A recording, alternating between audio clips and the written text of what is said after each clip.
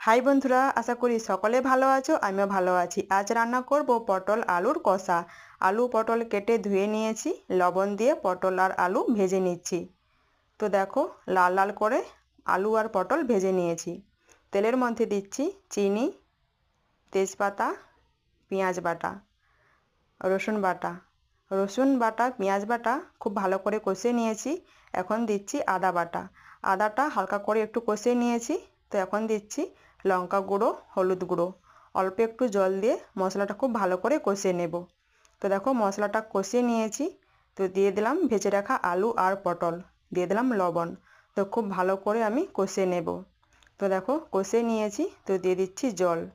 তো এবার দিয়ে দেবো ঢাকনা, যাতে খুব ভালোভাবে সেদ্ধ হয়ে যায়। তো ঢাকনাটা এখন আমি খুলে নিচ্ছি। তো দেখো, রান্নাটা প্রায় কিন্তু হয়ে এসছে। তো ওপর থেকে দিয়ে দিলাম জিরে গুঁড়ো। তো মিশিয়ে নিয়ে নামিয়ে নিয়েছি। রেডি পটল আলু।